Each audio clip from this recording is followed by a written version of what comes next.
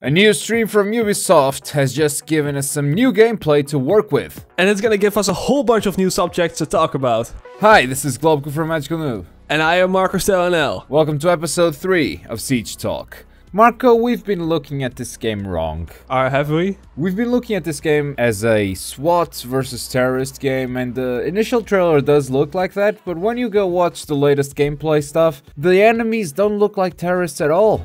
Yeah, that's true. They kind of look like SWAT soldiers as well. The guys defending. That's what you're talking about, right? Yeah, but also they mentioned that Rainbow Six is about keeping that fantasy, that counter-terrorist fantasy. And counter-terrorist teams breach houses and stuff, and that's how they justify all of these new mechanics. But at the same time, to be a counter-terrorist, there have to be terrorists, right? So are they just fancy terrorists, or are they two different SWAT teams in training? Well, training, killing each other off and destroying a whole house just for training. Don't you think that's taking it a little bit too far? And I do think what I said was silly. But anyway, what matters is that they never mentioned SWAT versus terrorists. What they do mention is attackers versus defenders. And this is how we're gonna look at it from now on. We're gonna look at a team of attackers versus a team of defenders. And on this episode, I kind of want to clarify what are their objectives. Because the gameplay sometimes is not that good at showing all of it. Yeah, that's true. So, how do you think a round starts? Everybody gets 1 minute before the round actually starts to either set up all the barricades in the house or to scout out where the barricades are located at. And for that matter of fact, also find the hostage. Aha! So, you've already missed the part of the game. Did I? Yeah, the game begins with the defenders choosing a spawning location for the hostage. It's not a random location, and the team will spawn in that same location. That's the first decision, and you've got about 10 seconds to make that decision. You get a menu, and the defenders choose where the hostage spawns. The team spawns with them, and that begins the preparation phase. And then the preparation phase starts, and as you said, attackers and defenders have different objectives. The attackers will scout the house with the drones to find the hostage and where the enemies are. And I found it weird that no one saw the drone and shot it. Did you find this weird as well? Yeah. I mean, maybe they weren't actively looking for it. I asked it on Twitter to the developers, and they said that it can be destroyed, so maybe they just didn't see it. We've seen it destroyed during the action bit, the action round, but not during the preparation phase. And what convinces me that the drones are kind of invisible during this phase is the fact that when you're looking at the game from the defender's perspective, you don't see a single drone on the ground. Yeah, that's true. That's some smart thinking right there. I never realized that, but that is actually true. I have not seen a single drone whenever we saw the game from the defender's perspective.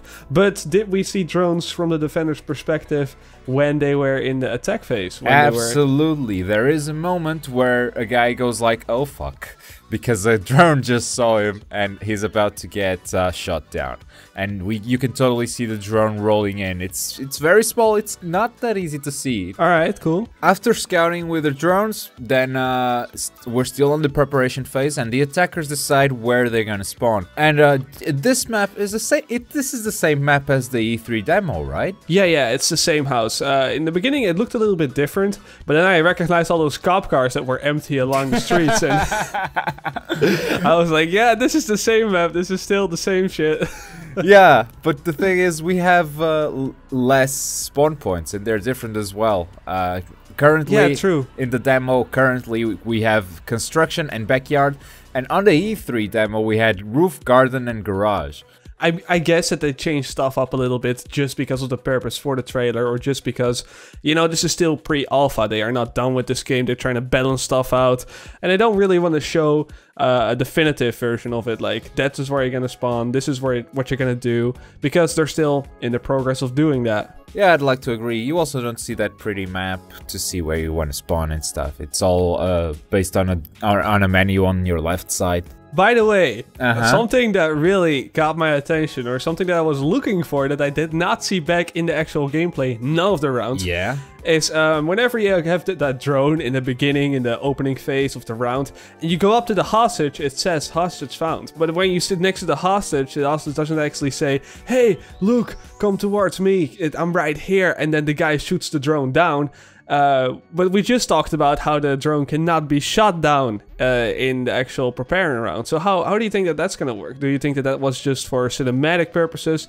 Because from what it looks like, from what they tried to make us believe in the trailer, it just looked like to me that the drone can die at any point in the game. It looked to me like it couldn't die during the preparation phase, but according to the E3 demo, maybe it can after it finds the hostage. And what if the drone moves? Is the hostage also gonna move his head? That's a lot of animation work for a single piece that's only, you know, gonna be aesthetically pleasing. It's not even a gameplay mechanic. And the hostage is giving the drone away. And how often do you see a rolling cylinder and you're like, oh, that's a camera? Like, no one knows that. No one knows that's a camera. Why is she waving at a rolling cylinder? But we're getting derailed, Marco. We're still not done with the objectives. So we've talked about the attackers during the preparation phase. Now let's talk about the defenders. What do they do? So the defenders, all they have to do is just try to hide the hostage. Like you said, they can pick a spawning point, but like we saw in the cinematic trailer, or the E3 2014 trailer, you can actually pick up the hostage and take that with you somewhere else. Other than that, they have to block off the tactical locations, maybe block off some windows so that the attackers cannot see where they are at, and maybe block off some walls, put some barbed wire so they are not that fast. You know, just try to make it the attackers as difficult as possible to find and or take the hostage. Exactly, and a lot of people have questions about barricades and barbed wire because and it was also hard for us to understand what barbed wire did, for example, because everyone was just running through it. But it turns out it just slows the enemy team's movements. They are very slow while walking on it. And as far as barricades go, what's the point of it? Because everyone can just punch it through. Well, the thing is, there are a limited amount of charges, or of breaching charges, and it makes the attackers think whether or not they want to spend a charge in and clear a room or not. And also, if you want to clear the room by punching it, or if you want to destroy the barricade by punching it, you're going to be vulnerable for a very, very long time. They can make you think twice before going in. Yeah, and there's also this different type of barricade that prevents breaching altogether, but we'll talk more about equipment in a future episode. Yeah, we'll do it next episode. And then it's time for the match itself, the action phase, or what they're calling the action phase right now. I absolutely despise that name. But what we see during the live stream is pretty much a death match. No one touches the hostage. Yeah, to me it looks like it is only a death match and that the hostage is basically irrelevant. It just adds a living flag. If you kill the flag, you lose the game. So you could use the hostage if you have it as an advantage, as a meat shield, to make sure that your enemies are not shooting at you. But does it actually have any effect on the game besides that? Yes, it is actually possible for the attackers to win by grabbing the hostage and taking her outside the house.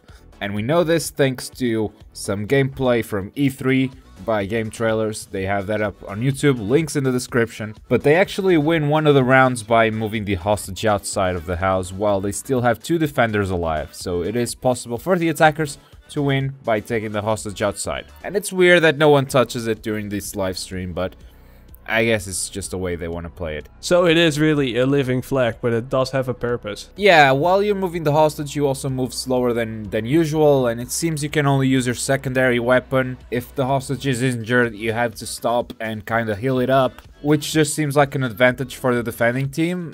As far as I know, teams are not penalized by injuring the hostage, but if they kill it, they will probably lose the game. I don't know, I've never seen a hostage get killed. I've got one question, maybe you won't be able to answer it, but I said that the team whoever kills the hostage will lose the game. This is what we all assumed.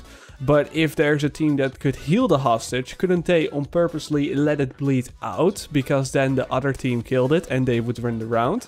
It could, but yeah, I cannot answer that because, as I said, I've never seen a hostage die. So basically, both teams have two ways they can win. One is to kill everyone in the opposing team, deathmatch style, and the second way depends on which team you're playing. Attackers can extract the hostage, as we mentioned, and defenders can win by timeout. If the attackers don't kill all the defenders or extract the hostage before the timer runs out, the defenders are the ones that win that round. Alright, that just pretty much sums it up for how the gameplay will work, I guess. yeah, we'll hope you guys now understand the game a little better, and keep this in mind when you watch the gameplay demos that we have linked to you on the description. And that was pretty much it for today's episode. If you enjoyed it, make sure to click the like button and subscribe for more Rainbow Six Siege episodes. This has been Globku. And this has been Marcus Delanel. Take care, everyone. See you later. Or like they say in the Netherlands, zie je later.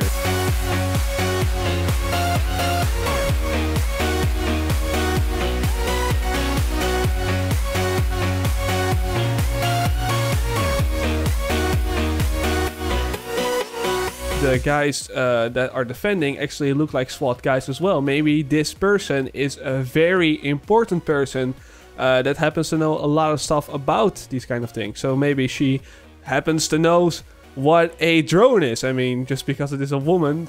Okay, I should not say that.